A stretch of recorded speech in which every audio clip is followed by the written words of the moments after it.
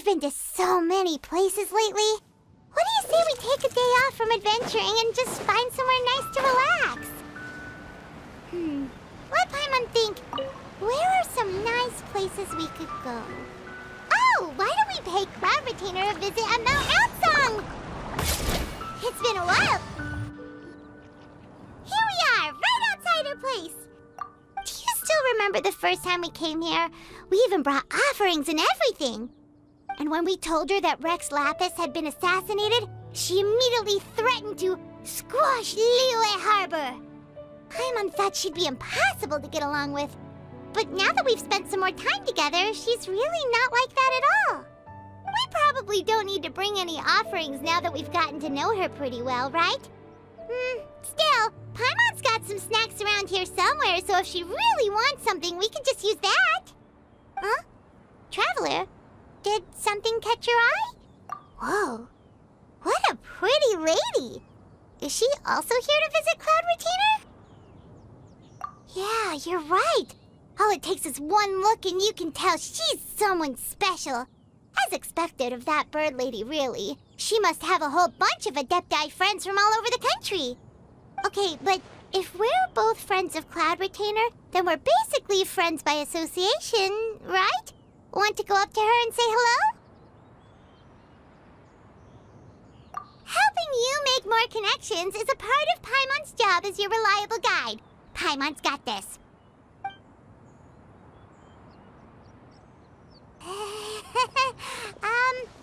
Hello?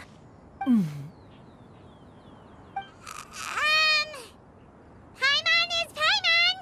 And this is the Traveler. Paimon doesn't think we've met, but we're also friends of Cloud Retainer. May we have the pleasure of learning your name, Madam Adeptus? You two... What is this tomfoolery? Has this shift in form so clouded your eyes that you no longer recognize one anymore? Wait, you're... Huh? You're the illuminated bird? But you look... human! How did that happen? Oh, donning human form is scarcely any test of one's abilities. As for your confusion, one merely had no reason to indulge such inclinations before. So, you're indulging now because... Well, one has made plans to pay a visit to some disciples at Liyue Harbor. Taking on a human form for such a trip is simply a way to make matters less conspicuous. You? Worrying about keeping a low profile? You're the one who likes to pop up out of nowhere all over the place. In fact, Paimon can think of several examples. Like last year, when you suddenly appeared on the top of a roof without any warning. Or...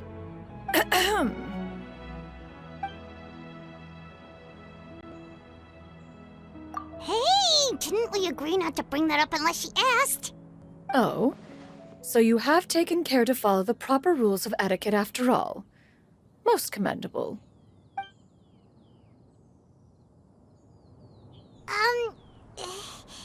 Well, this is all Paimon's got. You don't mind, right? One has never found oneself lacking in basic comforts. On the contrary, it is the gesture that one values above all else. So long as you've shown proper respect and consideration, the quantity or quality of the gift is but a trivial matter. That kinda makes Paimon feel a little guilty for trying to keep them for herself. Anyway, where were we before you reminded Paimon about the gifts? Ah, right. So by disciples, you must mean Ganyu and Shenhe.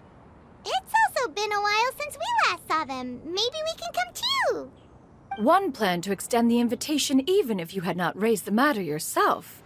Shenhe and Ganyu should be quite pleased to see you again. However, one would first inquire as to the reason behind your visit here. You have cause to seek one's company? Yeah, we just found ourselves missing you and wanted to see how you were doing. We were hoping you'd tell us one of your stories. Who knew we'd run into your human form while we were at it? Is that so? If there are no urgent matters at hand, then let us make haste for Liyue Harbor. Ganyu is likely still working at Yue High Pavilion, so that shall be our first stop. Sounds great! Then let's all go to Liyue Harbor!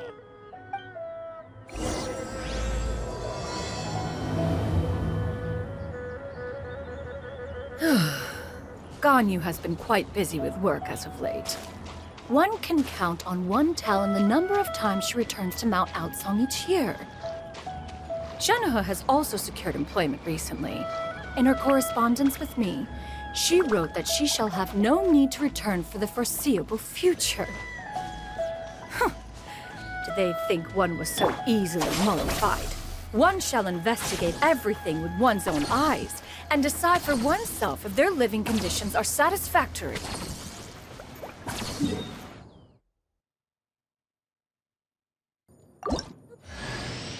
Do you think I look good in this outfit? An outfit for a banquet? Yes, this one will do.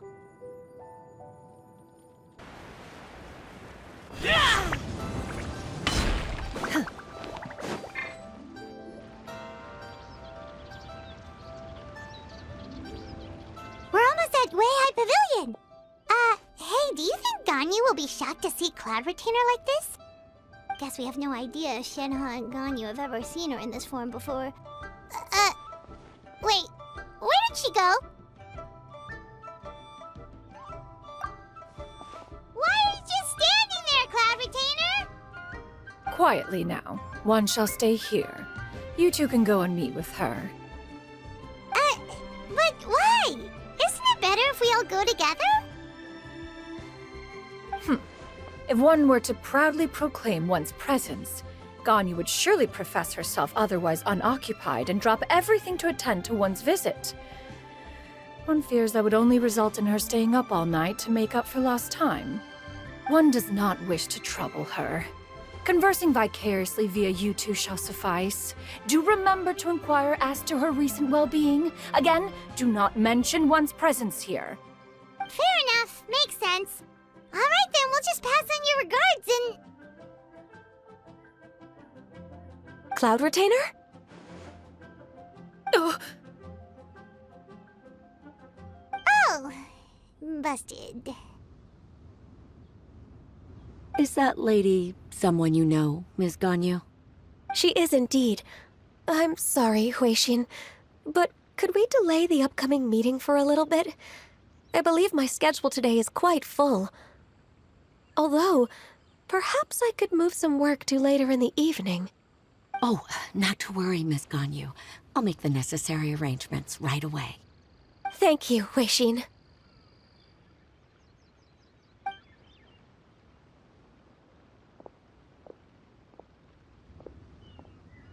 It's been a while, Ganyu. Greetings. What brings you here today? And Cloud Retainer, too. It's been quite some time since I last saw you in this form. You are quite mistaken. One is not acquainted with this Cloud Retainer of whom you speak. One is simply a mere mortal passerby. Huh? Seems she's not buying it.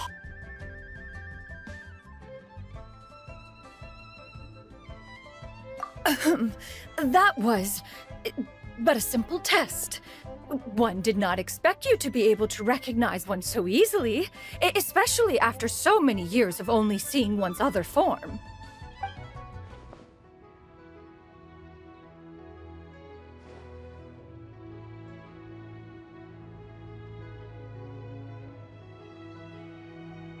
But recognizing you is, my responsibility as your disciple.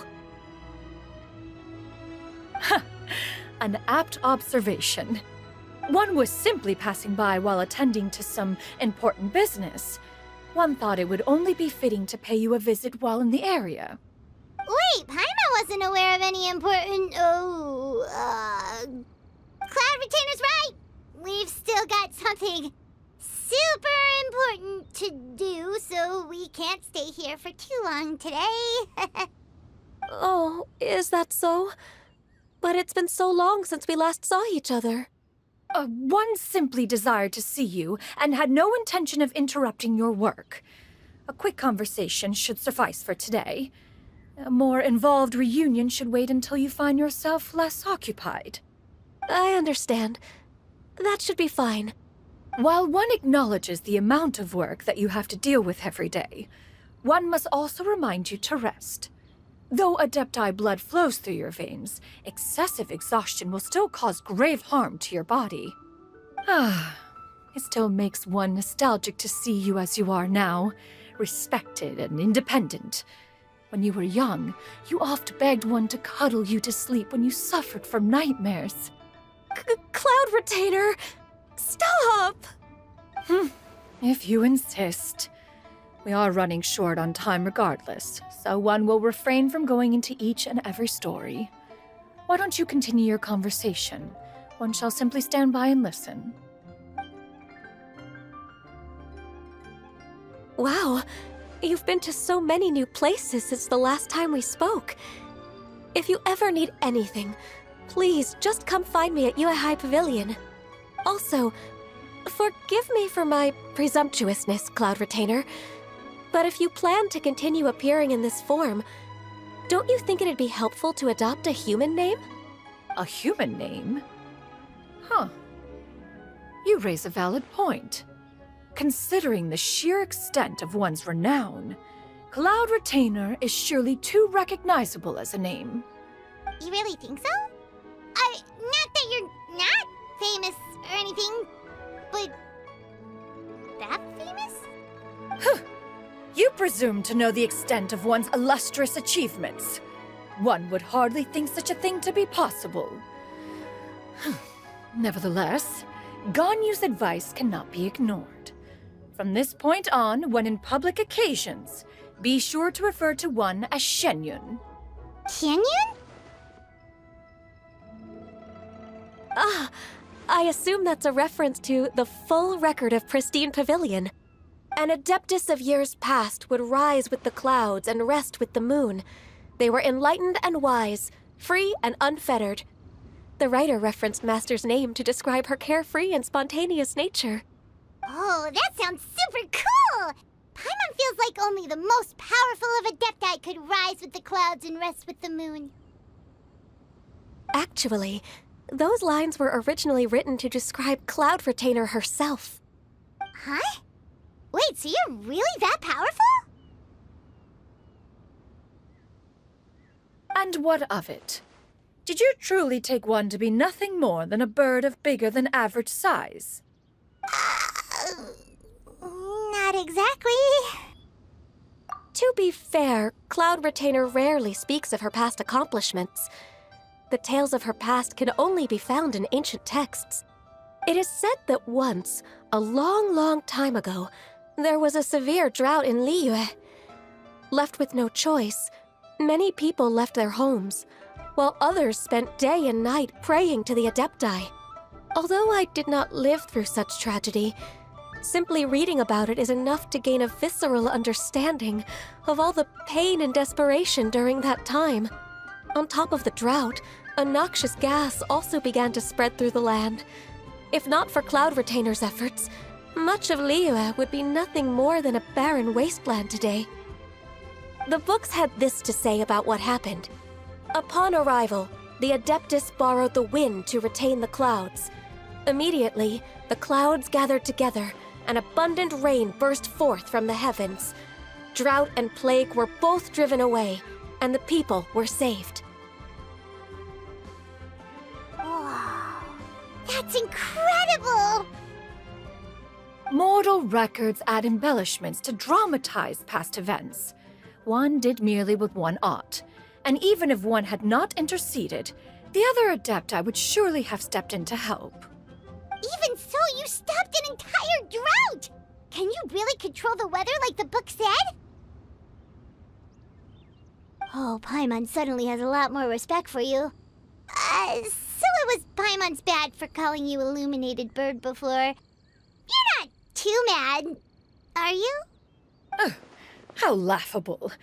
A name is but a simple label we carry with us on our journey through the world. Why would one be offended by such a trivial matter? That's a relief. In that case, Paimon will continue to call you whatever feels right in the moment. Well, that is quite enough ancient history for now. Ganyu, have you had word from Shenhe? One has heard that she procured a job recently. Have you any thoughts on her workplace? And what, pray tell, of her monthly remuneration? Moreover, does she find herself overly inundated with work? Is she allowed time off during Lantern Rite? That is a lot of questions. There is no cause for concern, Cloud Retainer. I introduced Shenhe to her employer personally. Wanmin Restaurant's business has been booming recently. So, with Chef Mao being swamped with customers, and Xiangling still off and out in search of new recipes, I introduced Shenhe to staff the restaurant. I see. Most excellent indeed. One has had the pleasure of being introduced to that family. Xiangling is kind and astute, while her father is loyal and reliable. One has no cause to believe that they will make Shenhe's work difficult. Now, it is almost time to partake in the victuals of noon. One shall visit Wanmin Restaurant in person and see how Shenhe is doing. Huh? But didn't you just say that you had something important to do? Can that wait until after we've eaten? You may return to your work, Ganyu. One shall see to this matter on one's own. There will be many an occasion to dine together in the future. One is certain the opportunity shall present itself most readily. Of course, Cloud Retainer. Please take care. Traveler, Paimon, I'll see you some other time. See you around, Ganyu! Whew. Paimon was pretty quick on the uptake there, don't you think? As soon as you mentioned important business to attend to, Paimon realized that you were just looking to cut the conversation short and not take too much of Ganyu's time. Is Paimon right? No, in fact, it was not an excuse. One is indeed visiting Liyue Harbor for an important purpose. Wait, for real? The moment is not yet upon us. Still, the truth will be revealed to you in time. Huh.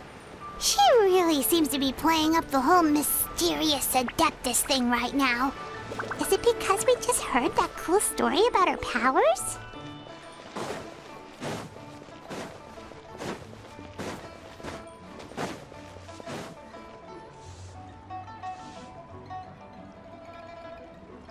You get what I'm saying, right? Yeah, how can I not? Not even fine food is enough to distract from the presence of a fine lady, huh? Oh, I'm far more interested in getting her details than ordering any dishes. Hey, how about you ask her? You do it. No. I think you should. Wait, she's coming. What can I get for you today? Greetings, miss. I was just wondering if you'd be willing to... What would you like to order?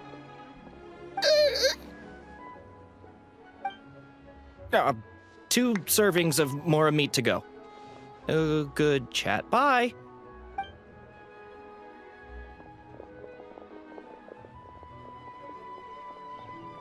Shenhe! Welcome. It's been a while. May I take your order? Don't welcome us as guests and greet us as old friends in the same line. It's weird. Mm-hmm. Oh, and this is? This is Miss Shenyun. Master? One does not recall ever revealing this form to you before. How were you able to ascertain one's true identity with such ease? I've trained and lived with Master for more than 10 years. I would recognize you no matter what form you take. You... Is something the matter, Master? Hardly.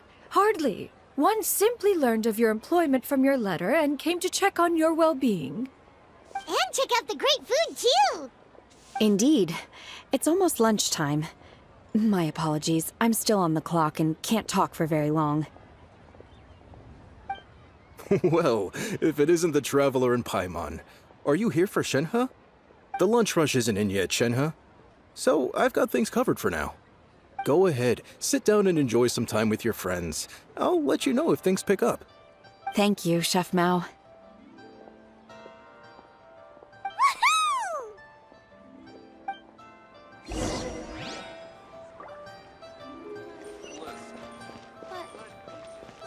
Cheap and tasty chop suey!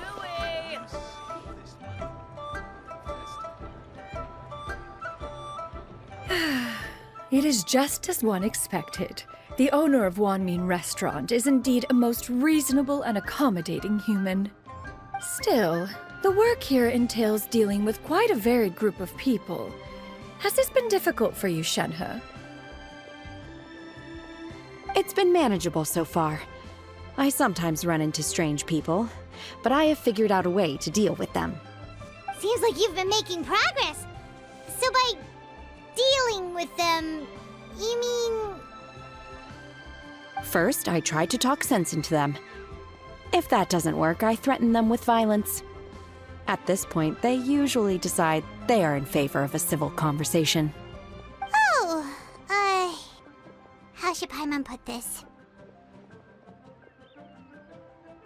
Oh, a sensible plan.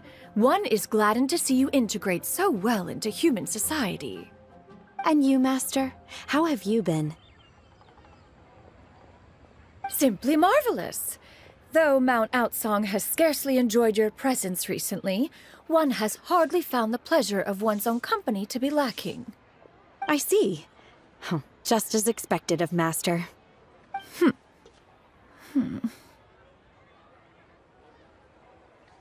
I have missed Master quite a bit too. Even though work has been busy lately, I've already had a conversation with Chef Mao about taking some time off soon to visit Master. Oh, you did? Do make note of such matters in your letters in the future. There's hardly a need to keep one in suspense. Whoa, her mood shot up just like that. By the way, Master, since you are in Liyue Harbor, have you had the chance to visit Ganyu? Indeed. She is similarly preoccupied with her work. There was time only to exchange a few simple pleasantries. Ganyu told us the story of Cloud Retainer's name. It was amazing. We never knew how powerful she was before. I see. In that case, allow me to also share a story about Master's past. Oh? Is that a problem, Master? I believe this to be a good topic of conversation. No, not a problem. One was simply caught off guard. But no matter. Please, proceed. One is most curious to see how much of one's own conversational prowess you possess. Master once participated in a race against Mooncarver.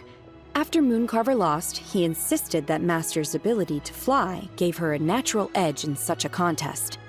In response, Master agreed to forego flying in return for being able to use one of her devices in the race. Mooncarver accepted, only to find Master with a brand new device on the day of the contest. Huh, what kind of device was it? It was a mechanical vehicle made out of iron. What was it called again? Oh, an electro-powered bicycle? Oh, you refer to the bicyclical Thunder Flashmobile. One spent 49 days conceptualizing and crafting it. It need only be infused with adeptal energy, and it can cover thousands of miles in one day. Oh, it boggles the mind why Mooncarver ever supposed he might best me in a contest of locomotion. Though he sprinted with all his might, he could barely keep up. Alas, the one flaw of my mechanism lay in its weakness against mountainous terrain. One was thwarted mere seconds from victory, when it was thrown off course and failed to make it across the final stretch. Truly a most unfortunate turn of events. Anyway, do go on, Shenhe. Master, that was the end of that story. Is that so? Huh. With you gone, one has seldom felt the desire to call upon those old fossils for another contest. What is a race without spectators, after all? Have you been lonely, Master? Lonely? Huh. At one's age, entire human generations come and go in the blink of an eye. Even one's own self-directed musings can span several days and nights. 'Tis a most foreign sentiment.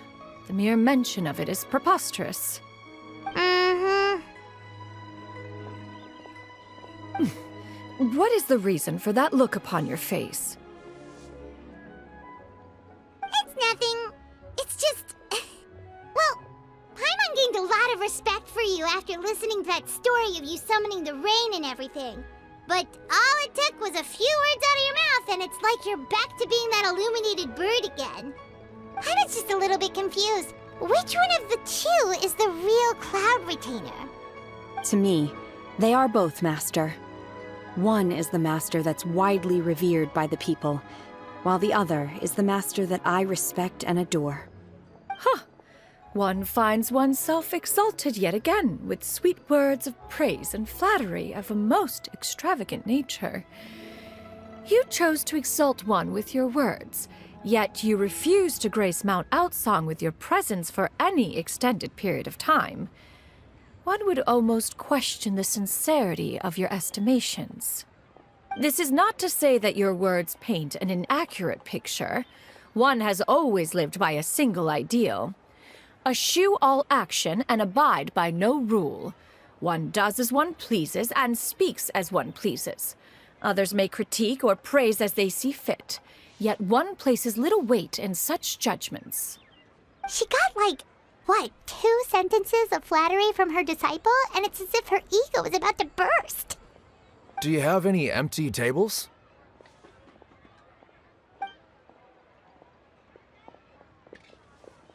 Hey there, could we get another fish stew?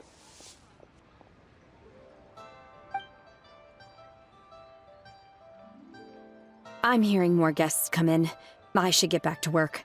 All right, good luck with the lunchtime rush, Shenhe. Mm-hmm. I'll try my best. So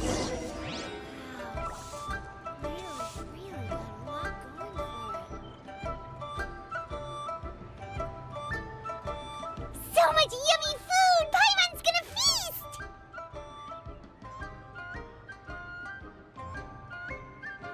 One is fond of all kinds of delicacies and delights in a multitude of flavors. The dishes here demonstrate no shortage of culinary skill. Their unique flavor profile has left one more than satisfied. In fact, one has been struck by quite the fit of inspiration. One has already begun to conceptualize the next generation of supreme cuisine machines. Everything's so tasty! A bit too hot at times, but still super tasty. I'm sorry, miss, but our tables are full. Shall we try somewhere else, Granny? But it smells so delightful. Can we really not eat here? My poor legs can't go on for much longer. Well, you could always check with some of the other guests and see if anyone's happy to share a table.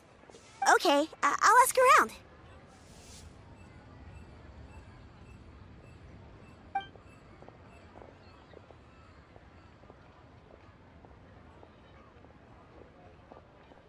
Excuse me.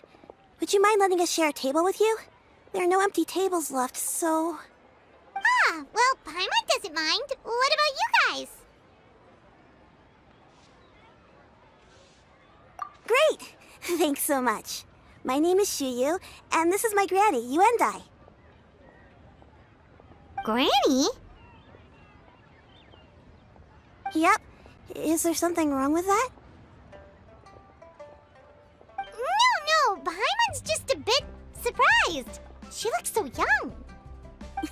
Yeah, a lot of people compliment Granny on her youthful looks, but she's actually much older than she appears.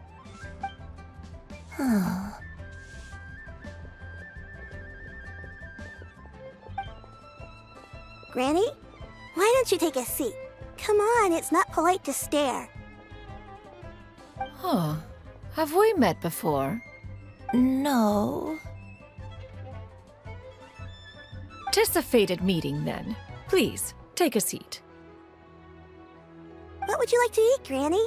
I can order for you. I want Braised earthworms.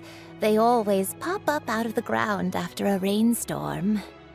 No, not this again. Granny, there's no braised earthworms on the menu. Braised earthworms? Well, that sounds weird. Do people actually eat that?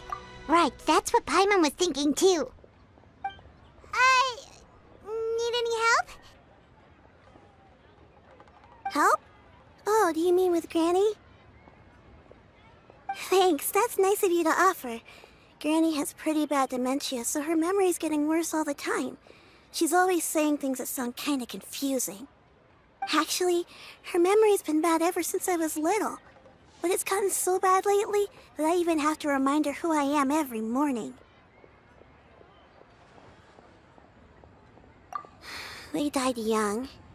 It's just me and Granny now. Oh, but it's okay. Don't feel bad. Granny loves me a lot, and I love her a lot too. Sure, it's hard at times, but you just gotta make the best of the life you've got.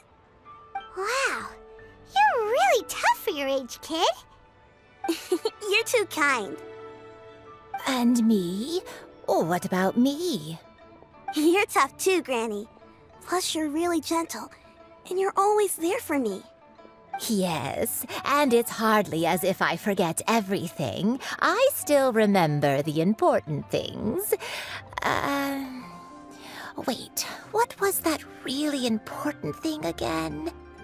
Ah, I remember now. It was a dream. I had a dream where everything was dark. Someone was standing in front of me. She told me to come and find her, and that once I'd found her, I would be free. Huh? That sounds super important. But how come you've never told me about it before? It was just a dream, so I forgot about it. But I'm in a good mood now, and somehow I remembered it again. You know, I believe I've had this dream a great many times. But just how many times have I had it? Now that I do not remember. Wait, so you have a reoccurring dream where someone's talking to you? That sounds spooky. Oh, does that mean you're possessed?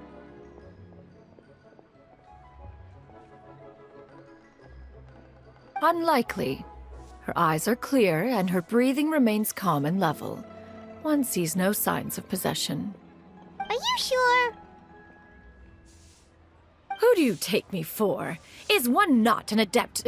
Am I not an expert? Huh, you're right. Paimon almost forgot you're the expert. In that case, do you still remember what the person in your dreams looked like, Granny? Not anymore. Although, I have a sense that she looked rather like me. But not as I am now. My younger self. A younger version of Granny? This is just getting weirder and weirder. What is going on here? As one said, fate must have brought us together. You may leave the situation to me. Are you sure? So, what are your names? Paimon's Paimon. Just Shenyun is fine. Thank you all so much for offering to help. But first, I'm sorry for asking, but, how do you want us to pay you back? Oh, we don't need any payment for this. Thank you so much. You're welcome. But Miss Shenyun, what exactly can we do to help out this granny? All we have to go off is that dream. Where do we start? That is elementary. Since her dreams portray her younger self, then we shall retrace the steps of her youth. Once we have revisited those places, her memories will likely return. Sounds like a plan. So, Granny, do you remember which places you went to when you were young? Why, of course I do. The heavens above, the earth below, the wispy clouds, and the emerald mountain streams. Okay, taking that as a no. I might have an idea. Once, when I was really little, my dad told me that Granny used to be a martial artist heroine who saved loads of people from a disaster.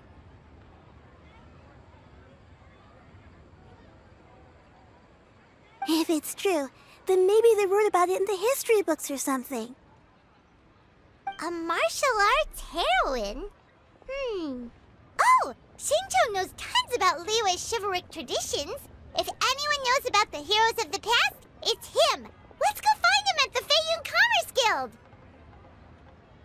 Are you leaving already?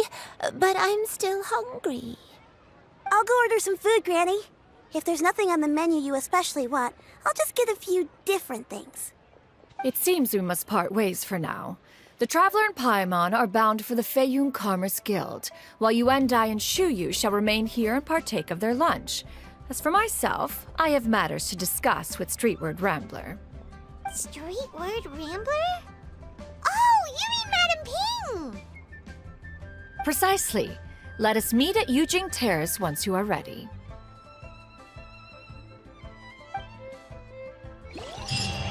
Always wanted to try this place. The food is unbelievable. To your heart's content. Today is my treat.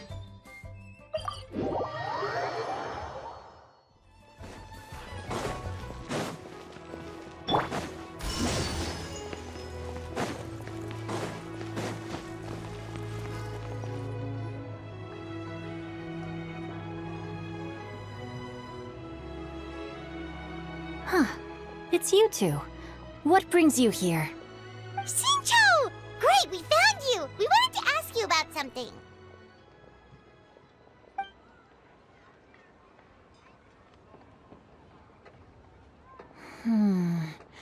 That's not a whole lot of information to go off of. I don't know if I can say for sure. I can't pinpoint her identity from your description alone. But considering her age, I am reminded of a nameless heroine who's been featured in various chivalric novels. Nameless heroine? That's right. The novels often speak of a great drought from 50 years ago. As the people suffered, a nameless heroine appeared and began to clear away evil spirits and bandit camps. The people idolized her, but never learned her name. All they knew was that she always acted alone. Later, though, she supposedly fell in love with a similarly noble-minded exorcist from Mount Tianheng. They were well matched in more ways than one, often fighting together as a fearsome duo of otherworldly strength. After the drought ended, the heroine and the exorcist left the public eye and began living a reclusive life in the mountains. All that remained were tales of her incredible accomplishments.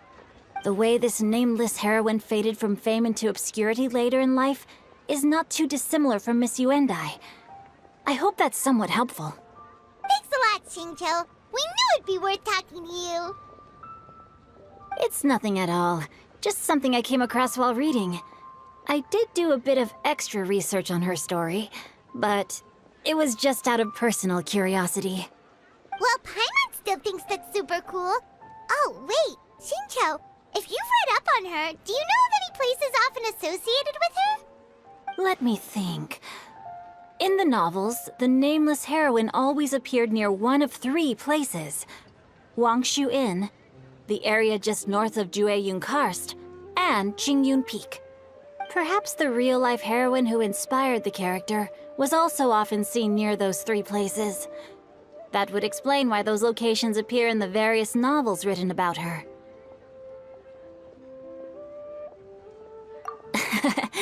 You're welcome. To be honest, I found some parts of the story confusing when I first came across it. If Miss Yundi was indeed the original inspiration for the character, she may just be able to help me put the pieces together. It's rare for a chivalric hero to fade into obscurity during their lifetime, even after retiring from the public eye. But no one ever saw or heard from the nameless heroine again. There were even rumors that she became extremely ill. I've never understood why someone would go to such lengths to erase themselves from public memory. It's almost as if she was trying to hide from something. There's probably far more to the story than what's been written. We'll be sure to tell you if we manage to uncover the truth. That's a deal. Perhaps, behind the truth of it all, there lies a story more fantastical than any work of fiction. Paimon feels like we just learned so much from Xingqiu. A drought, a nameless heroine, a life of seclusion. Wait, why does the story sound super familiar? Oh, right! There's a drought in this story, too! Xingqiu, are droughts super common in Liyue or something? Well, they used to be. But people have long since developed methods to prevent them, like by cultivating the soil or digging canals. So while droughts do happen from time to time, they are rarely regarded as true disasters. The drought 50 years ago is probably one of the worst we've had in the last several centuries. The crops withered, the streams ran dry, and the monsters in the mountains became rabid and agitated. Countless caravans were attacked, and people who lost their homes came together to form bandit groups. What started as a natural disaster soon became a human tragedy as well. That sounds awful. Yeah, and that's exactly why the nameless heroine was so beloved. She must have been someone of true integrity, to do so much for the people while asking nothing in return. Still, as terrible as that drought was, it was nothing compared to the truly calamitous disasters that befell this land in ancient times. They say that back in those days, disasters were both more severe and more common. Only the strongest of Adepti could hope to dispel the ruin and devastation. Do you have any other questions? We're good for now. We're just going to head back and meet up with Miss Shenyun and the others again. Paimon hopes that Granny Yundi will be able to remember more of her past. She used to be a great hero who saved many people. So sad that she can't recall any of it. Anyway, we'll be off now. See you some other time, Xingqiu. Thank you so much for your help. It's no problem at all. Safe travels.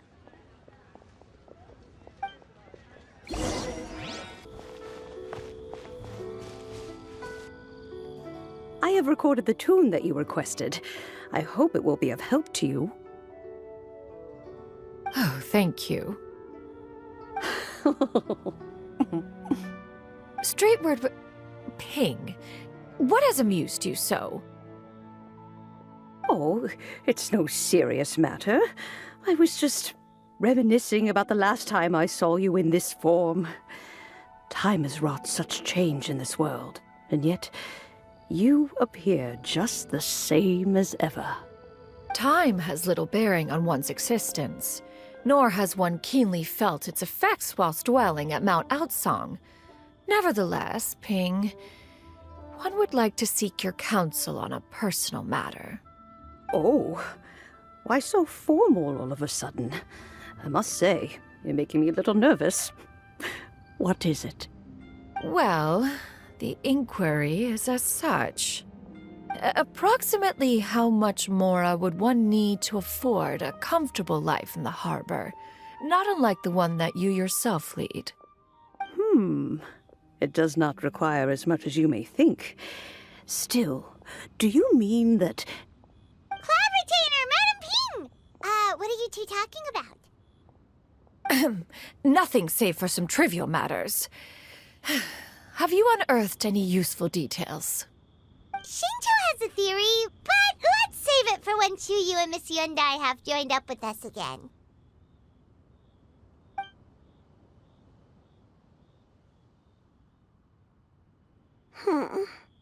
Do not be troubled, young lady. Here, have some tea. Thank you so much.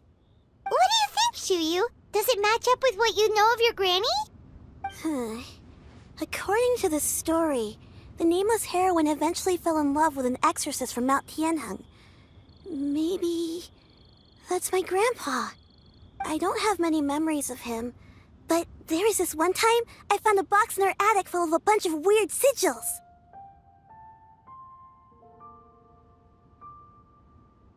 I think so too. Granny might remember something once she's returned to a familiar place.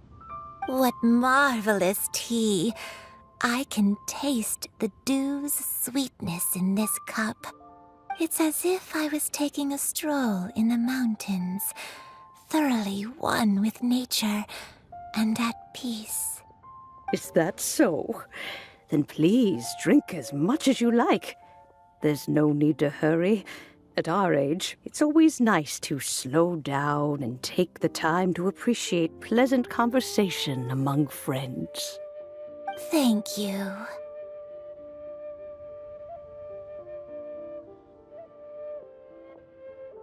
Okay, since we have the time, can I ask you something?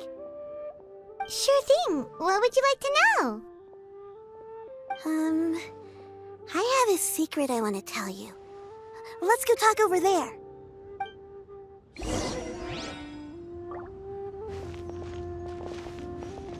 Please be mindful of your personal safety.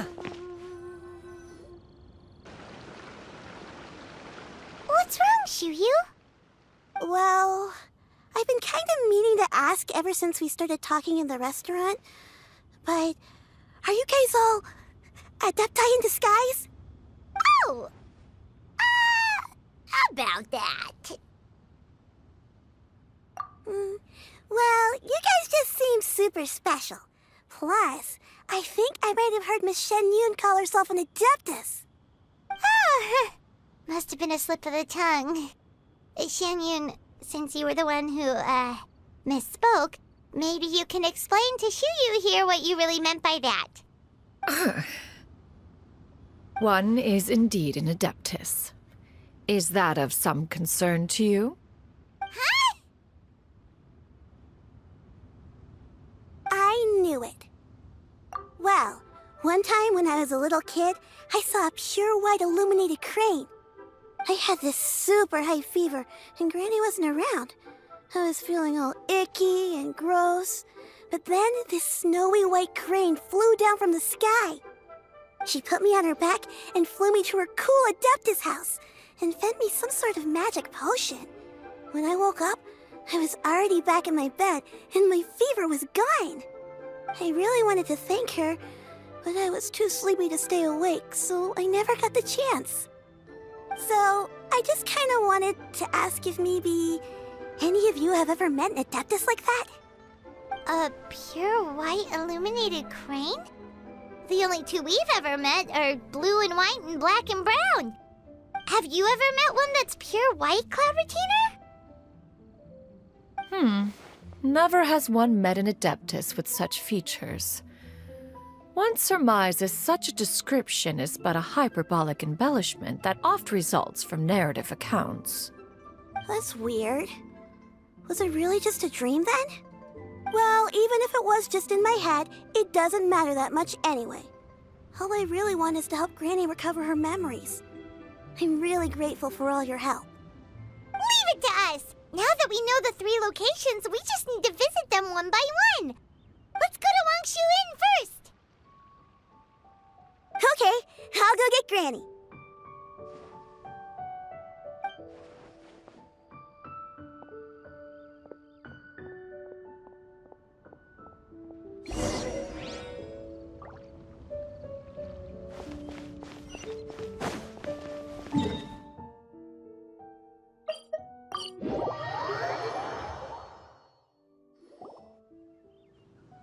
Wangshu Inn. Wangshu Inn. Do you remember this place, Granny? Yes. The fish here is very delicious. And if you look out into the distance, you can always spot a bird that's been left behind by its flock. I believe I used to have a room here. It had a window.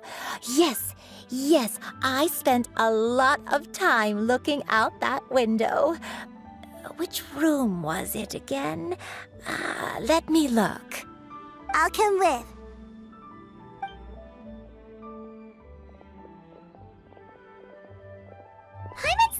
some trouble understanding what she's talking about, but if she's so familiar with this place, that must mean she lived here, right? Wait, huh? Whoa! Shao! What are you doing here all of a sudden? You scared the living daylights out of Paimon! I sensed a non-human presence and decided to come take a look. If you're here, then there's likely no trouble afoot. I suppose there's no cause for concern. It's been a while, Cloud Retainer. I see you have returned to your previous form.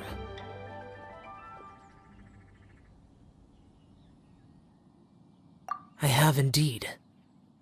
I fought alongside her in this form on many occasions during the Archon War. Oh, wow! What was she like during the war? Oh, wait, let Paimon take a guess. Was it anything like this? Behold, the glory of one's newest invention, the Bang Bang Continuous Fire Mechanism. Hands up and surrender, or be prepared to face the full might of the Adepti. An impressive imitation. Paimon knows her all too well. Even so, Cloud Retainer was not always as ostentatious as you describe. You may be unaware, but her talent with Adepti sigils is just as formidable as her skill in mechanics. The Archon War reached its peak after Guizhong's death. The Cloud Retainer who fought beside me in those devastating battles was taciturn and solemn, only speaking when she had to activate her sigils.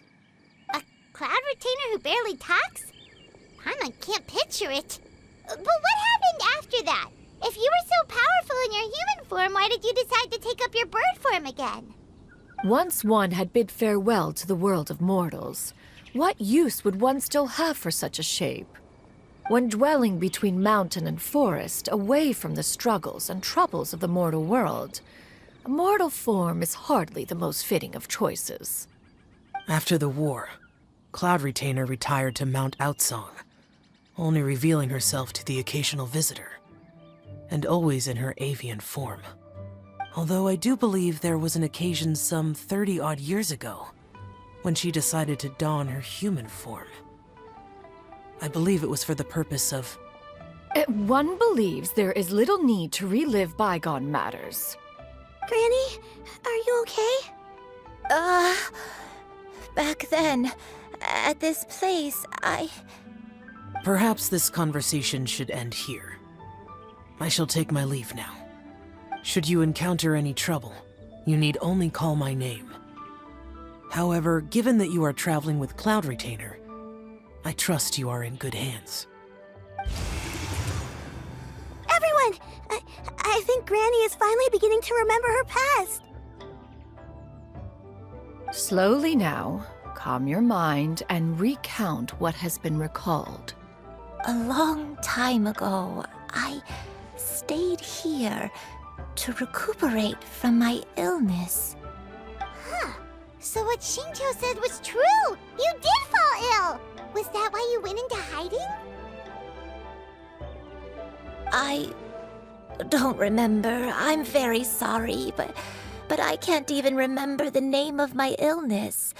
The only thing I can remember is that it took a great toll on me, and there was no cure for it.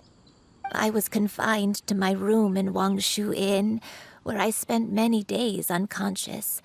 I'd come to every once in a while and stare at the migrating birds outside the window. It was a solemn sight.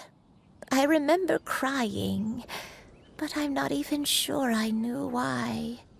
One day, I met a traveling merchant. Upon hearing of my illness, he sold me a bottle of soul-revitalizing tea pills. He told me that the pills were concocted using Adepti blood and could be used to alleviate my symptoms. Sure enough, I made a full recovery. My illness remained dormant for several decades after that. Wait, but if your illness remained dormant for several decades, are you saying that what you're going through now is just a relapse of what happened all those years ago? And it was all thanks to the pills that you managed to keep the symptoms in check? Paimon's brain kinda hurts. Do you remember anything else? I'm sorry, I don't. Oh, if only I wasn't so useless. Hey, you're not useless. You've done so much for me. Watched me grow up. Raised me. How could you say that about yourself? Oh, fret not, dear child. Granny was just a bit frustrated. That's all. The recovery of a person's memories is a gradual process. Finding pieces of one's past is always superior to not finding anything at all. Let us make haste to the next location. Next location. Next location. Oh, why don't we go to the area north of Dwayun Karst next? There isn't really a landmark there, so where should we start? Oh, Paimon's got it. Let's check out the houses in the area first. After all, if she was there for any length of time, then she would have stayed somewhere, right? Oh, Paimon's really got her thinking cap on today. At this rate, we'll recover all of Granny Wendai's memories in no time.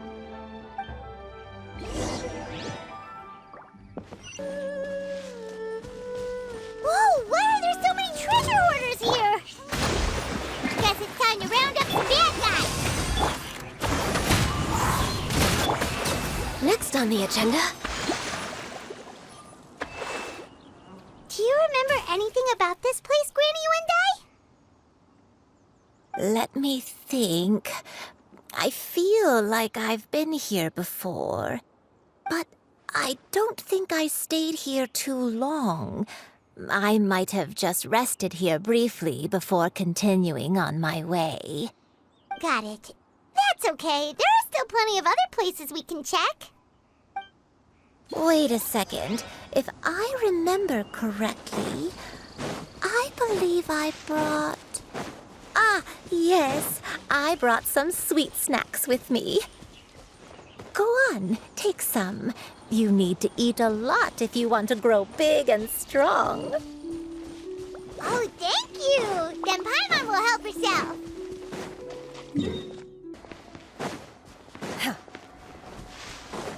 Obey!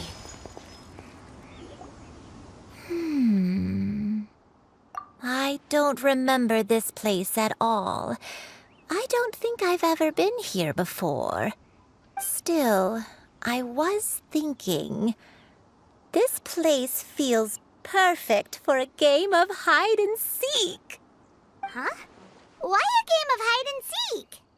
I'm not sure. Maybe it's because I used to play that game a lot with Xianyun when she was younger. I don't remember playing it that much. Are you sure about that, Granny? We only played a few times, and we stopped once we realized I was no good at the whole seeking part. Ah, is that so? Then I must be mistaken. Not here then. Let's try somewhere else.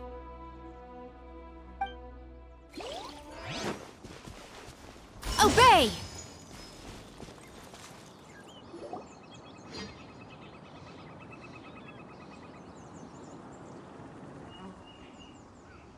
Paimon sees an abandoned house. Why don't we take a break over there? This place... it's...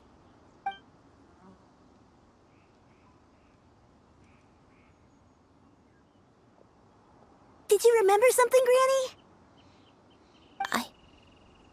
I remember. Xianyun.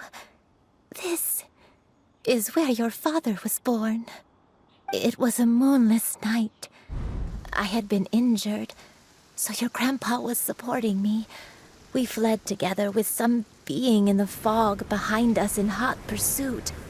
I had exhausted my strength when the labor pains came on, so we took refuge in this house. Your grandpa set up a barrier outside, but neither of us knew if it could hold the monsters back. I remember that night.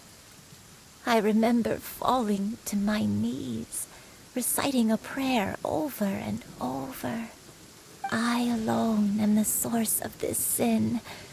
Punish me as you wish for forsaking my oath, spare my innocent child. Sin? Oath? Did you do something wrong? I don't know. I don't remember. I only remember praying in the darkness with all my strength until the sun finally rose again and the fog cleared out. Eventually, the house was filled with the sound of my baby's first cries. That baby was your father. I remember I clutched him tight to my chest and wept tears of joy. It was the first time I'd ever felt such happiness in my life. My dad? He was my pride and joy, and so are you, Xianyun. You're so much like him, and I love you both so much. But you're always going to be different from me. Why? Just what did I do? I don't care what you might have done, Granny. You'll always be the person I love more than anything. You're too sweet, Xianyun. I'm lucky to have you with me. If not for you, I would not have had the courage to come here, to try to remember what I had forgotten. All right.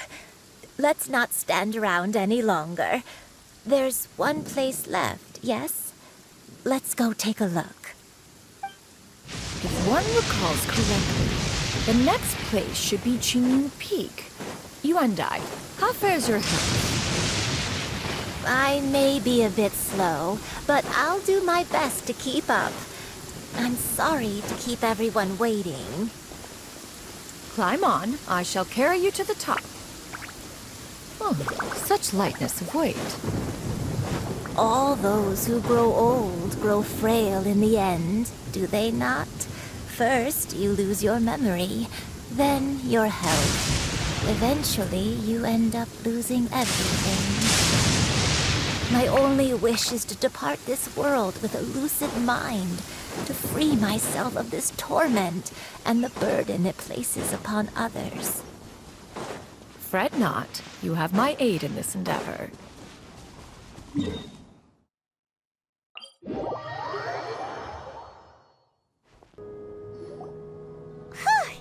We're finally here. Does this place feel familiar to you, Granny Yundi? Let me see.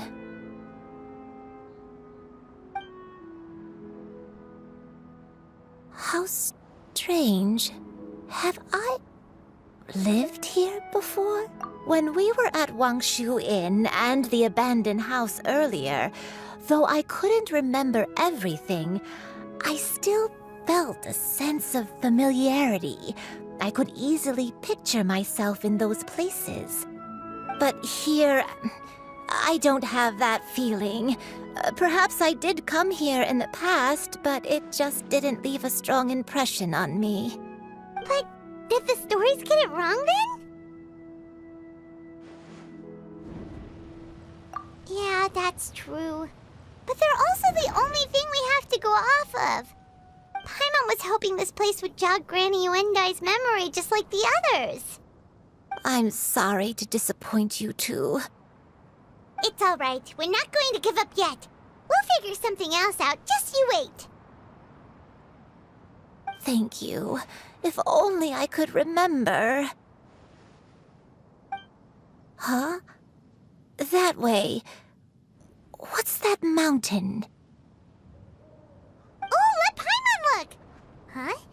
Isn't that Mount Aocang? Looks like we've come full circle. Mount Aocang. Mount Aocang. Granny, are you okay? Don't push yourself, Granny. It's okay if you can't remember. You shouldn't do something that makes you sad. Mount Aocang, What am I really? Mount Aocang holds some familiarity to you? It does, but I can't go back. Are you feeling unwell? My head, it feels all heavy and dizzy. What is wrong with me? Miss Xianyun, is there anything you can do? Let us go to Mount Aocang. But... Fret not, all will be well. You and I, you have already given more than enough to the pursuit of this endeavor. You may leave the rest to me. I've prepared something that can aid you in suppressing the fear in your heart and restoring your lost memories. It currently resides at Mount Aocang. Wait, really? When did you do that? I never leave anything to chance. All will reveal itself when we arrive.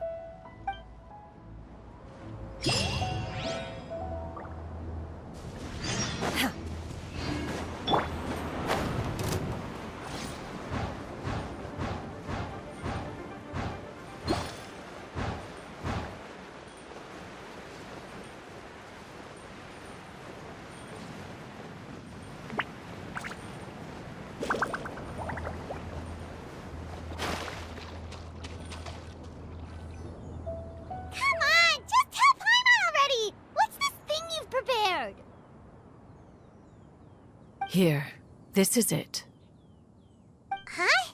But isn't this the mechanism that you were tinkering with when we first got here? Oh, is it another invention of yours?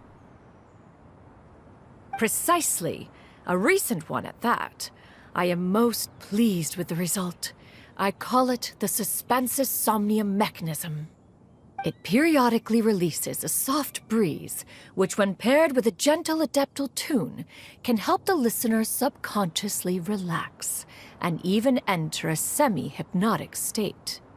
Soothing agitation and anxiety, relieving exhaustion and insomnia, its potential uses are numerous indeed. And of course, it can also aid in the recovery of lost memories. Whoa, what a cool gadget! But if you had it all along, why did you keep it to yourself until just now? We could have come to Mount Aocang right off the bat and saved time on a lot of floating. How preposterous. Had Yundi not recalled much of her past through her own efforts, the device would have nothing to draw upon. We Adepti can only help those who first resolve to help themselves. Had she lacked such determination and strength of character, one would have little to offer in way of assistance. Paimon thinks she gets it now. Hey, what's that other thing? As previously mentioned, a gentle adeptal tune is required to take full advantage of the mechanism. One secured such a tune from Streetward Rambler. Only with her melodies can the mechanism reach its peak power. Whoa, Paimon can feel what you mean. Paimon's body feels light as a feather. It's as if she's lying down on a warm patch of grass after a super satisfying meal. And you and I, is the mechanism helping you to relax? It appears she has already succumbed to the depths of reverie. Come, join one on this side. We shall give her some time to herself.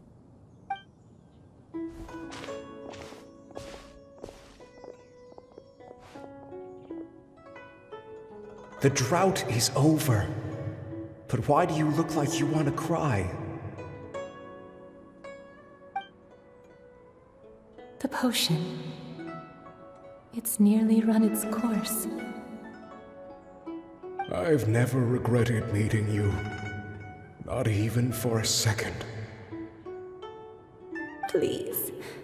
Please, no.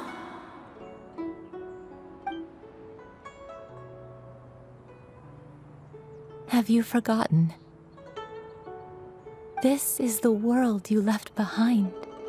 One of gentle breeze and morning dew, perfectly straddled betwixt the realms of heaven and earth. This is your home. This is where you belong. You should have never left. The you of the past, the me from not that long ago, we should have never.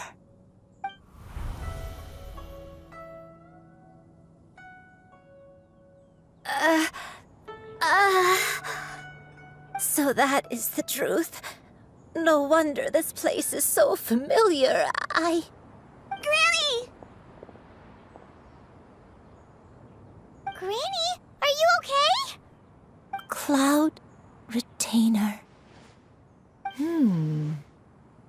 Your memories have returned? Wait, did you just call her by her full name? Does that mean you already knew each other? Yes. I now remember everything. Everything. Granny, please don't cry. I'm here. I'm here. Oh, don't worry, my dear child. Granny is fine. I'm so sorry, everyone. You've gone to so much trouble on my behalf. It's all come back to me now. The most important thing that I had forgotten was the truth of what I once was. One can sense the guilt that now plagues your conscience. Reclaiming a truth long buried is sure to come with a myriad of complex emotions. Perhaps one should recount the story on your behalf while you compose yourself. No, it's okay. Now that I've remembered, I must face my memories head on. Shuyu, everyone, I cannot thank you enough for all your help. I'm ready to tell you my story, if you're willing to listen. Please, Granny, don't force yourself. What happened in the past doesn't matter. I love you more than anything. Nothing you say can change that. I know, dear child. My feelings for you are exactly the same. It is for this reason that you deserve to know the truth. Some time ago, I made a terrible mistake. One for which I could never atone. Is this the sin that you mentioned in Jueyun Karst? What happened? I am, in truth, not a human being. My real form, one that I held for centuries, was that of a wild crane. I spent many, many years living on Mount Aocang, bathing in the soft breeze and drinking the sweet dew of the mountains. At some point, I somehow gained wisdom and sentience. The Lord of the Mountain, Cloud Retainer, became aware of my existence and began to share many stories with me. She even passed on the secret of cultivation to me. Though she never took me on as a formal disciple, I always saw her as my master. Whenever she took out her tools to work on mechanisms or new inventions, I would also stand next to her and watch. I even contemplated completing my training and becoming an adeptus in my own right. I followed her teachings, and time gradually passed us by. Until that fateful day 50 years ago. 50 years ago?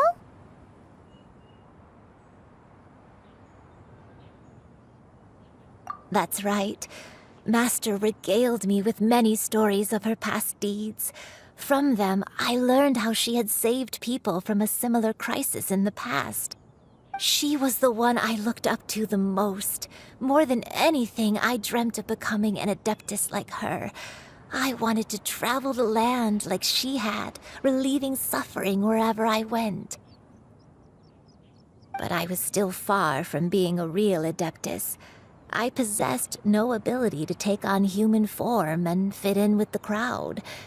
Once she learned of my desires, Master prepared a special dose of human mimicry potion for me.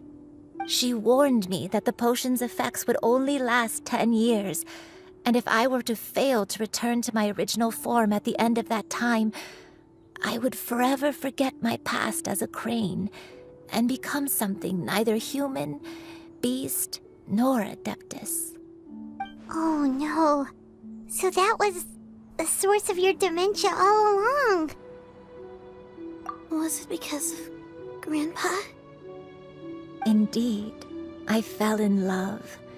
Though he was human, he had spent his entire life training on Mount Tianheng. When we met, it was not only my first foray into the world below, but his as well.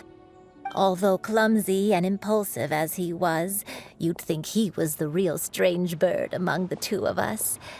But still, just like me, he cared deeply about the world and wanted, more than anything, to cleanse it of all pain and suffering.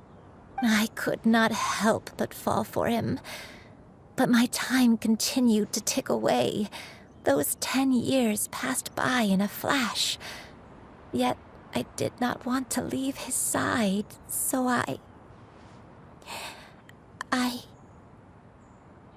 Oh no, what happened next? I committed an offense. I wanted to stay with him, even if it meant living a life full of pain and suffering, even if it meant that I would eventually turn into a monstrosity. I knew I had betrayed Master's hopes, but I was too ashamed to face her. So I wrote her a long letter instead and asked someone to leave it outside her abode. I was convinced that she would not support my decision, and I lacked the courage to speak to her face to face. In my shame, I fled and tried to hide from the world, such that no one would be able to find me again. But that was only the beginning of my troubles. I began to suffer from a strange illness. My memories became hazy and confused, and I could no longer keep myself awake. I understood that my pain was caused by my refusal to return to the life I was fated to lead. Along with my memories as a crane, I soon forgot the true cause of my suffering as well. I knew only that I had committed a sin. All I could do was pray for forgiveness, even if I had long forgotten what needed to be forgiven. Looking back, I was beyond lucky to have come across that traveling merchant at Wangshu Inn. It was such a fortunate coincidence that we were there at the same time. If it weren't for those soul-revitalizing tea pills, I probably would have... Granny, what's wrong?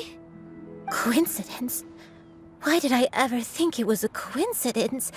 Tea pills concocted using the blood of an adeptus? No, it couldn't be. Master, don't tell me. Back then, that merchant was actually... Human custom would dictate the conferral of gifts to be in order when one's progeny is wedded, would it not? Consider the pills a symbol of one's best wishes. So when I tried to conceal my name and mistakes from the world and hide myself away in perpetuity, the only person I managed to deceive was myself. You knew where I was all along. One still remembers when you were but a fledgling. You possessed a certain fondness for a particular game. You would hide yourself among a group of wild cranes and ask one to pick you out from among the flock. One found you with such ease every time. 'Tis a truth most evident. One always recognizes one's own, no matter what form they may take. Wait! Paimon's confused! So, Cloud Retainer, you found Yundi again? But how? When? And what happened after that? Perhaps it is now time for one to recount the rest of the tale.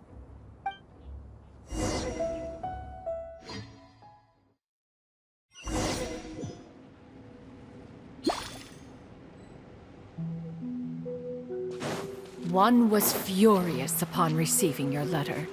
Seized with anger, one set out to bring you to your senses.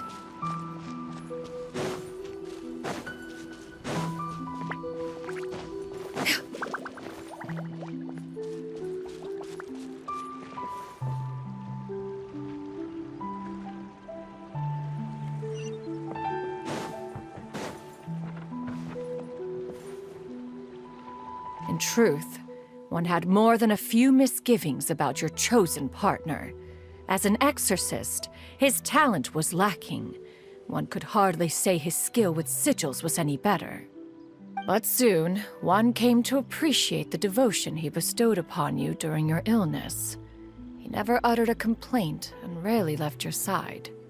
Unwilling to begrudge someone of such character, one decided to overlook his aforementioned deficiencies, glaring though they may have been. Wishing to grant you a life without regrets, one gathered many divine ingredients and used one's own blood to create a form of medicine. Though imperfect, it managed to suppress the more dire effects of your illness. As for how to deliver the medicine, after much contemplation, one eventually decided to perform the deed oneself. One took great care to alter one's features and select the appropriate attire. Only after meticulous scrutiny did one finally set out for Wangshu Inn. As one expected, you were most ignorant of one's true identity. You showed not even the slightest inkling of recognition. One was quite torn. Should one have celebrated the success of one's disguise, or mourn the loss of your acquaintance?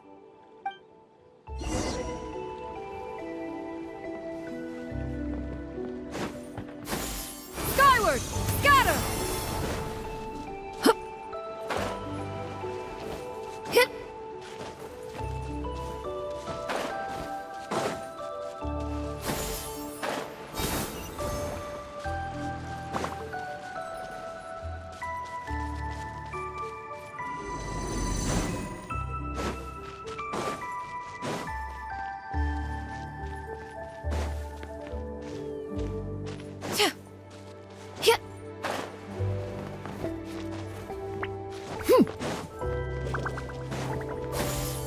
Nevertheless, one would speak to you about another matter, if you are amenable, even considering your loss of memory. One was simply flabbergasted that you could so easily forget the consequences of consuming medicine infused with adeptal blood. Its proclivity to attract monsters is hardly that complicated of a concept to remember. To think that you tried to travel while weak from sickness and heavy with child. Had one not intervened to clear the fog, all of you would have been lost during the night. Skyward! Skyward!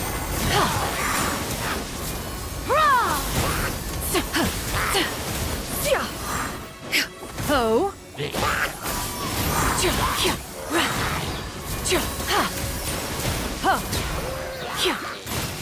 Make way for the Adeptus!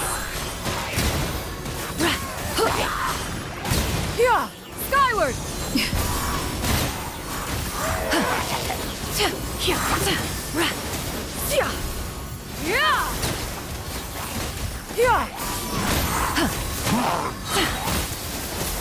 Stray clouds converge!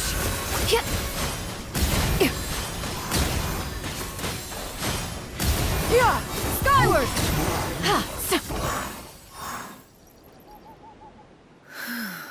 Those monsters would hardly have pursued you with such ferocity without sufficient incentive. They were likely incited by the presence of godly remains.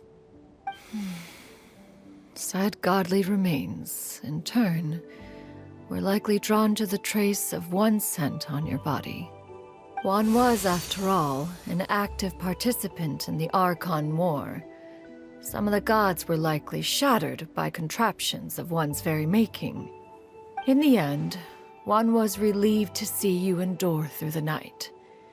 At the break of dawn, one heard an infant's cry pierce through the air, and one saw you carefully cradle the child to your chest. Although certain mortal matters remain foreign to me, one could not help but be moved by your joy. To see you happy, that was more than enough.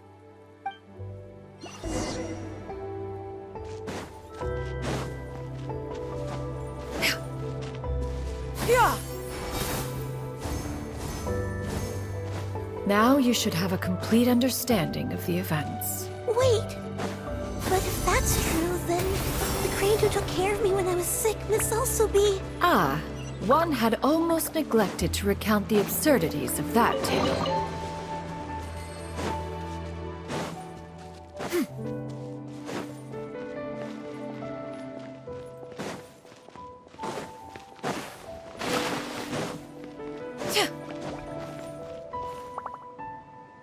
Just as Yundi troubled one with her antics, so did you give one many a headache. Upon finding you burning with fever, one made plans to bring you back to one's abode for treatment. However, upon seeing one's form, you began to cry, refusing to get on one's back. When one asked you why, apparently you believed that one could not possibly be a true Adeptus, because all illuminated cranes are white from tip to toe. One had no choice but to apply powder to one's body to conceal the variegated nature of one's appearance. You became more than amenable enough when one stood before you devoid of any other coloring.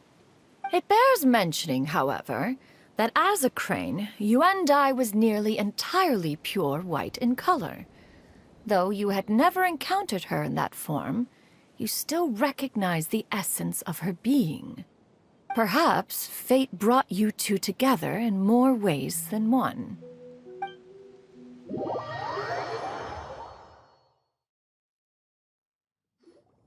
Now all has been revealed. One owes you an apology, Yundi. One recognized you upon your very entrance into Wanmin restaurant. One has always viewed you as a disciple of equal standing with Ganyu and Shenhe. Indeed, one wished to bring your story to a satisfactory end with this visit to Liyue Harbor. Still, one could not reveal your identity right away. Had one simply informed you of all you had lost, all those cherished memories would merely have become the fictionalized account of another. Memories are most meaningful when recalled by those who lived through them. Would you not agree? Even if the process was painful and arduous to experience. Have you any further inquiries? Master, I must ask.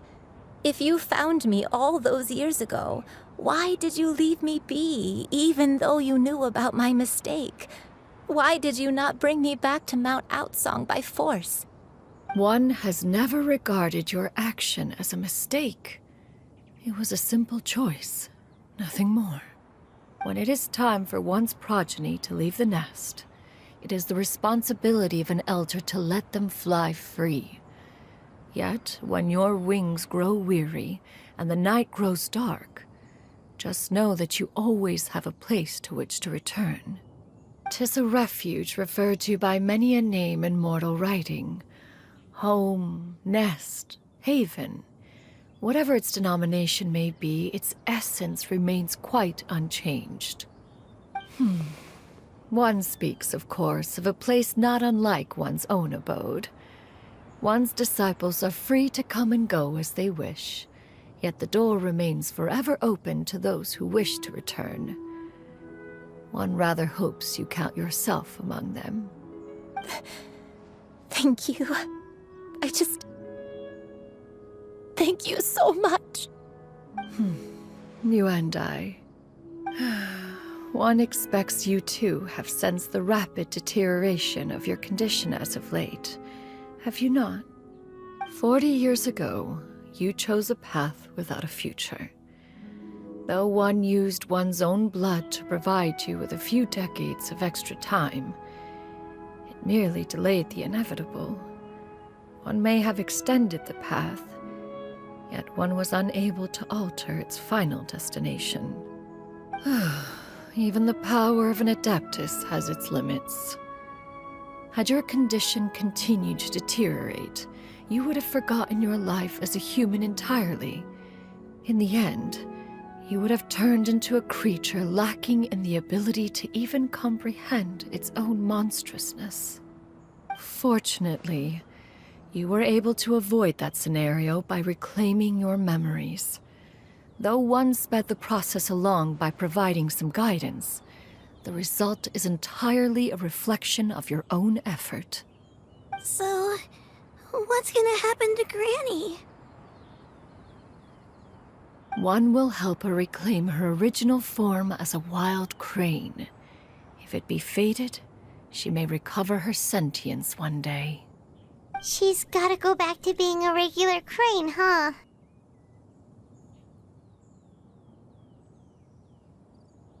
Master, you've already done more than enough for me. I don't know how I could possibly repay your kindness. This is a better result than I could have ever hoped for. How much time do I have left? Not long. The transformation is imminent. Granny? Please don't leave, okay? You're all I have left.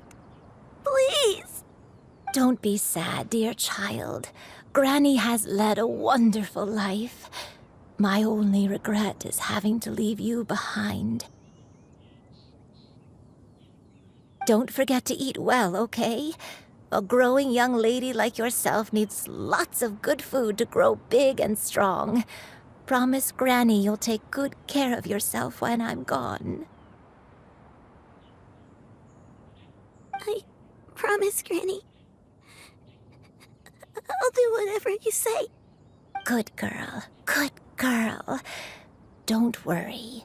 It's not goodbye forever. Granny's gonna become the most formidable crane in all of Mount Aocang. Granny will train day and night. I won't stop until I can turn into a human without having to rely on anything but my own power. When that day comes, we'll be able to live together again.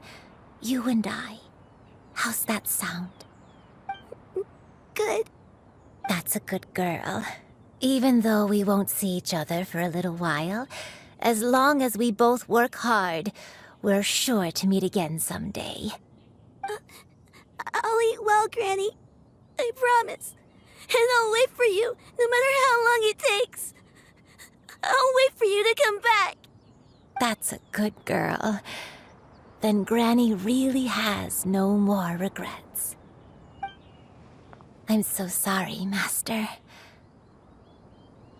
Thank you for everything.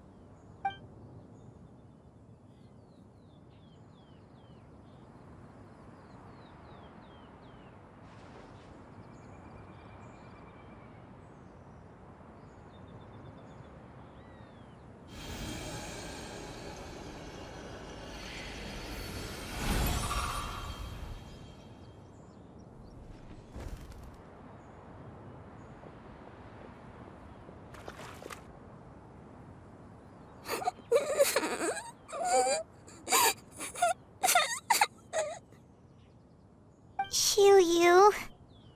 Let her be.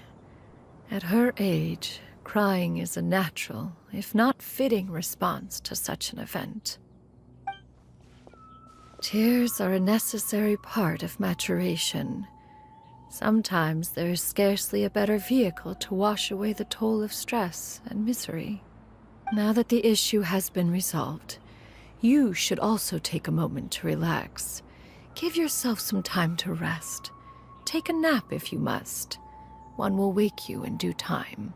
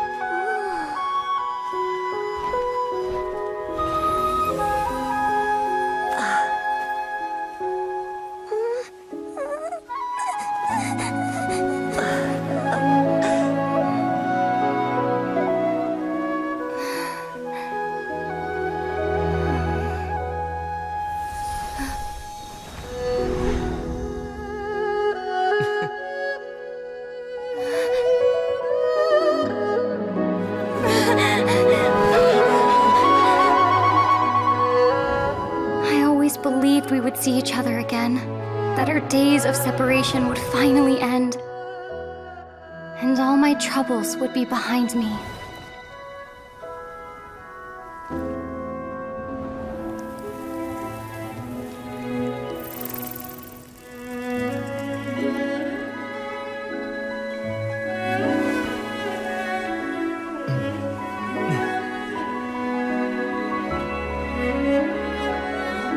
If only things could stay this way forever.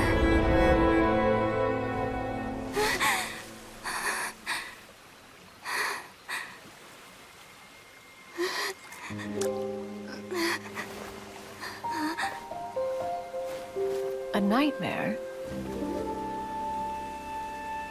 Curious. If you're relaxed, shouldn't your dreams be pleasant? It was a good dream. It's just... You weren't ready to wake up.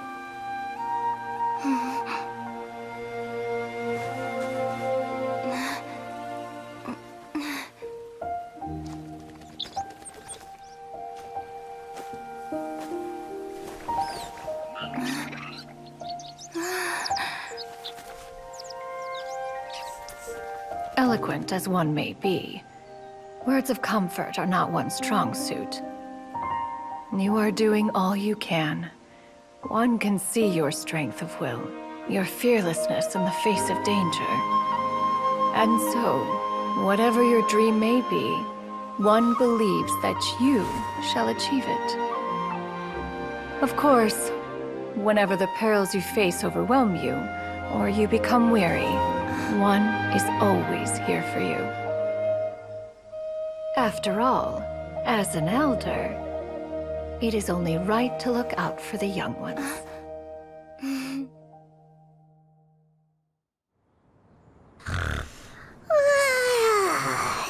Grilled chicken drumsticks. Huh?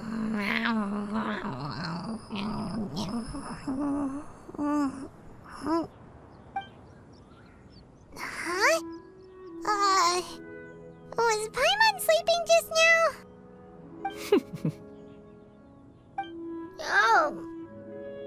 Oh, Paimon wasn't talking to you. Paimon had a dream about eating grilled chicken drumsticks, that's all.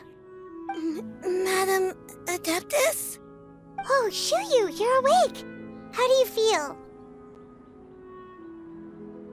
I feel a little better. Thanks. I know I'll see Granny again someday, so I don't feel so sad anymore. Madam Adeptus, could I ask you something? Would you take me in as a disciple? Oh, and have you reasons for this sudden interest? I know Granny thought what she did back then was wrong. She felt really bad about it. But without that mistake, I would have never been born. Even though Granny lost her memories, she never forgot to show me how much she loved me. So, I thought maybe one day I could become a cool Adeptus like you and help a whole bunch of people, just like Granny wanted to do. Upon some reflection, one supposes you are no mere mortal. The fact that Yuandi's blood flows through your veins is proof enough of that. If this is what you desire, one shall make it so. Thank you so much, Madam Adeptus. No, I mean... Master. Xianyun, are you sure about this? Paimon's gonna let you in on a little secret. We've seen Cloud Retainer's 2 other disciples, and they pretty much eat nothing but bitter herbs like Xingqiu and violet grass.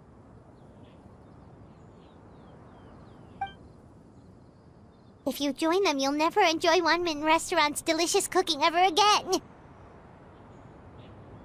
How utterly preposterous. One has never enforced such a rule. Every individual must find their own path to enlightenment.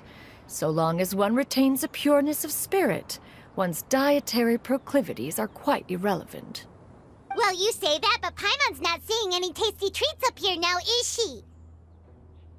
Although Mount Aocang is rich in natural beauty, Its location does preclude access to certain finer mortal comforts. That is precisely why one plans to relocate to Liyue Harbor. Xianyun shall have the honor of becoming one's first disciple in the human world. Whoa! You're leaving Mount Aocang?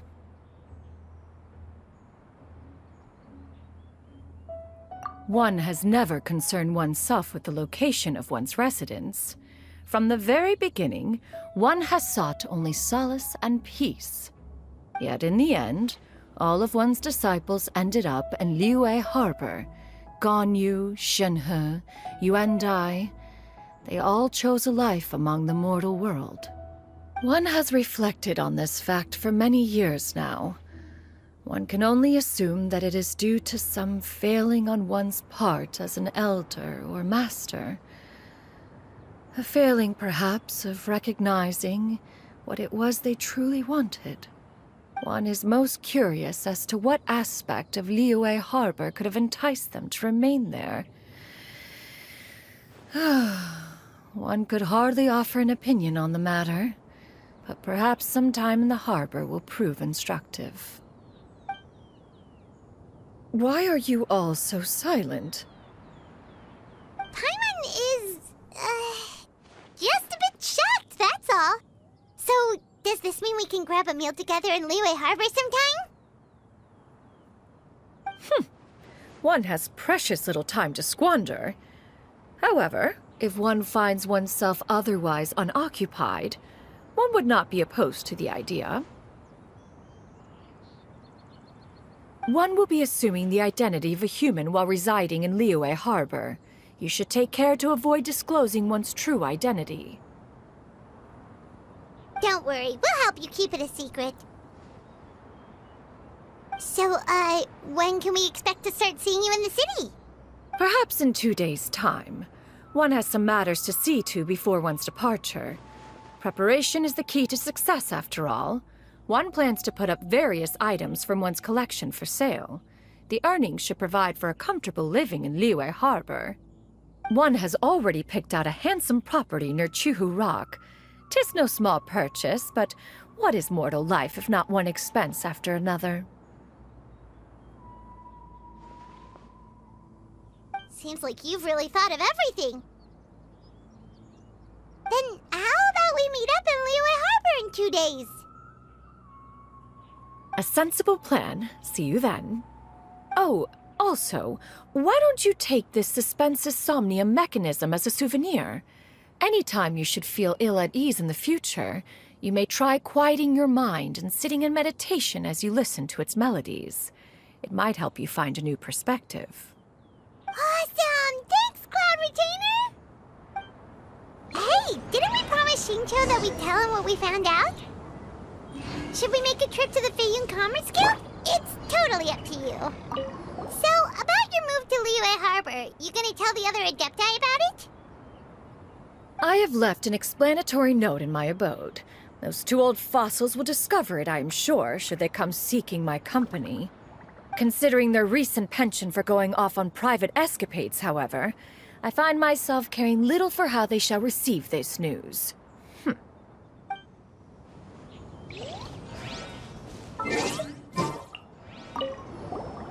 By the way, Xianyun, we have a friend who helped us learn a lot of information about your granny. Is it okay if we tell him the full story? Sure, I don't think Granny would mind. As long as you don't tell a whole bunch of people. I don't think she'd want too many people to know. They might go to Mount Aocang and start bugging her about it. Granny needs to focus on her training, you know? But telling a friend or two is probably fine. No worries, our friend can keep a secret.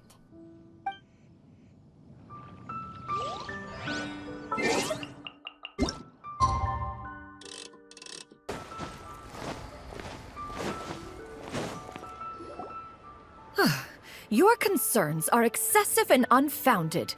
This is but a simple collection of ordinary valuables. Such intense scrutiny is hardly necessary. To be quite honest, your insistence on that fact is my primary cause for concern. In what way are any of these ordinary? Every single item here could be worth more than everything I own combined. I simply can't risk shelling out that kind of mora without proper scrutiny. If I'm wrong, I would never be able to earn it back, not even if I worked every single day for the rest of my life. I have to be careful. Yes, you can never be too careful. We're here, Clow. Miss Shenyun, what are you guys arguing about? Ah, perfect timing. This ignoramus is questioning the authenticity of my wares. I'll have you know, these items have remained untouched in my personal collection for several hundred years. To question their legitimacy is pure folly. Several hundred years? Indeed. They're family heirlooms, you see, passed down over many generations, as families are wont to do. Yep, they've definitely been around a while. We can vouch for her on that one. Hear that? Had I not found myself in need of mora, I would scarcely have had the heart to part with them. Indeed, you should consider it an honor to even have the opportunity to behold them with your own eyes. Doubt their authenticity any further, and I may just decide to take them to another buyer. Whoa! Please don't go! I apologize for any insult, miss. You see, I know full well that I lack the knowledge to judge the true worth of these items. If you could wait but a moment, I've hired an expert to appraise them for me. He should be here shortly. An expert, you say? Very well. I will wait for a little while longer, then. Traveler, Paimon, this is my new residence. If you have cause to seek my company in the future, this is where you can find me. Master! Oh, it's you two again. Hello. Xianyun! You got a new outfit! It looks great on you. Mm-hmm. Master made it for me. I like it too. Huh? You know how to make clothes? Do I know how to make clothes? With the support of the proper mechanism, sewing is hardly a challenge. Master, I brought in most of my stuff. There's a few boxes left, but they're kind of heavy, so I just left them outside. Fret not. I shall help you move them into your room. Actually, I should probably sort through my stuff a bit first. Everything's kind of messy right now, so maybe you could, not look yet, Master? Yeah, that'd be great. It appears my young apprentice has her own fair share of secrets. No matter. Do what you must, child. Now, this expert you mentioned, when can we expect their arrival? Soon. Ah, there he is! Here, allow me to make some introductions. This is Mr. Zhongli, a well-respected consultant at Wangshu Funeral Parlor and an expert in all manner of valuables and antiques. Mr. Zhongli, this is Miss Shenyun. She's the one who's looking to sell the collection of valuables I mentioned earlier. Huh. Ah, if it isn't Miss Shenyun. It has been quite some time since our last meeting. What a serendipitous reunion. Indeed, most serendipitous. Have you been faring well as of late, Mr. Zhongli? Quite well, thank you. I was fortunate enough over the past few days to enjoy both a stroll in the mountains and a fresh brew of tea from the most recent harvest. The experiences left me with such insight and peace. Huh. So you two are already acquainted? Indeed. How fortunate we are that fate has brought us together again. If you are otherwise unaware, allow me to inform you that Miss Shenyun is a well-regarded collector and appraiser. She is well-versed in all fields, and oft-celebrated for her impeccable taste. You stand to gain much from this opportunity. You are too kind, Mr. Zhongli. True collectors pride themselves on their wealth of knowledge and eye for detail. I can say without a doubt that you are foremost in that regard. Why, you flatter me, Miss Shenyun. It would seem that you are as self-effacing as ever. Not at all, Mr. Zhongli. Not at all. While I am loath to butt into this conversation, I must ask, you two already knew each other, and you seem to have quite a cordial relationship. Can I be certain that you're not working together to swindle me? I mean, you never know. Huh! A preposterous accusation. The heavens themselves would collapse before we would conspire to do such a thing. Miss Shenyun speaks the truth. Contracts are built on honesty and trust. If that proves to be beyond your capabilities in this instance, this transaction may be taken elsewhere. Say no more. Let us depart. I jest. What fool would still harbor doubts after Mr. Zhongli himself has vouched for the goods? Miss Shenyun, wait!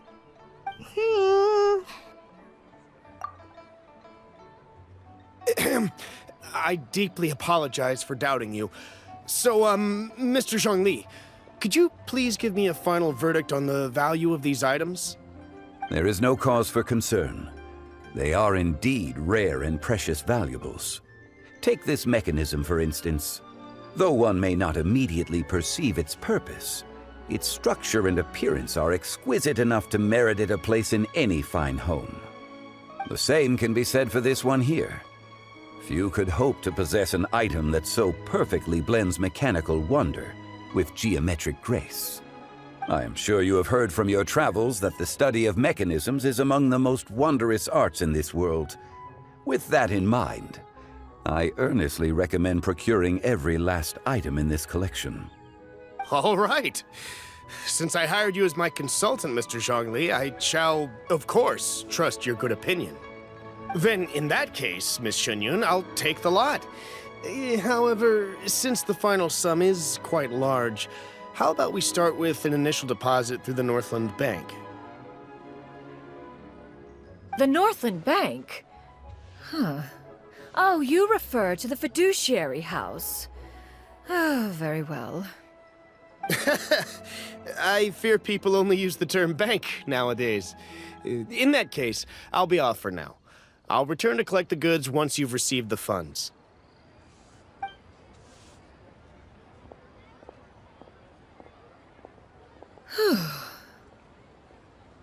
Zhongli! My friends, have you been doing well? We've been great! How about you? Paimon didn't know you were such a busy consultant! My days have been quite pleasant as well. I had been quietly enjoying a cup of tea when Mr. Xiaozu requested my services. As for you, Miss Shenyun, I presume you must be looking to settle in the city? I must say, the name Shenyun sounds exceedingly strange coming from you. Perhaps you could dispense of that particular epithet in further conversation. Whatever for. Am I not addressing you as a friend should? Well, that is true, but... Alas, refer to me however you will. After all, a name exists such that others may address you with it. One is hardly ignorant of that fact. It would seem that you have gained many valuable insights over the years, Cloud Retainer. One has indeed. One's previous days were all brief. Now that one has made up one's mind to move and settle, one has gained a much better appreciation of the hubbub and commotion of the city, as well as the people's hard work and ardor. This city is much changed from how it was more than 1,000 years ago. Not unlike the ocean tides, so too shall the movement of people ebb and flow. From turmoil to peace, enlightenment to aspiration. Human society possesses limitless potential. In another 1,000 years, the scene we witness here may change in ways that are impossible for either of us to imagine. Alright, that's enough reflection for one day. No need to get all sentimental on us. You make a valid point, Paimon. Now that the sale has concluded, what say one plays the host as we try some specialty dishes together? One must profess great interest in trying bamboo shoot soup.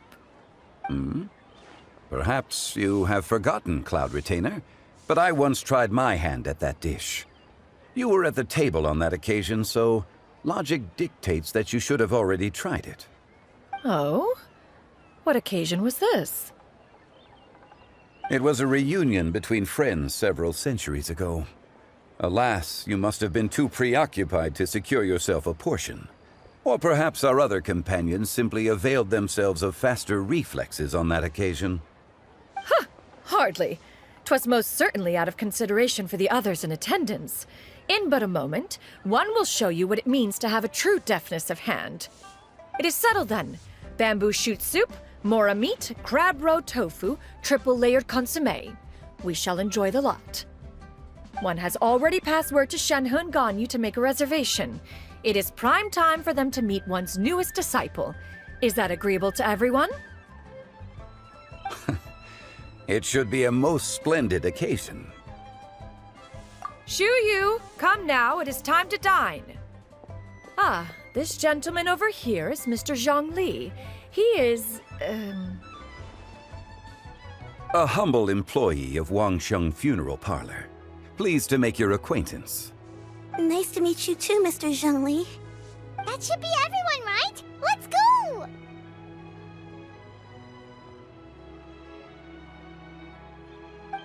Sounds good.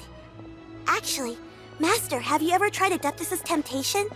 I heard it's impossible to stop eating after even just one bite. You know, 'cause it's super tempting and stuff. Is that true? That sounds rather implausible. Although with the right preparation, certain dishes can be too delicious to resist.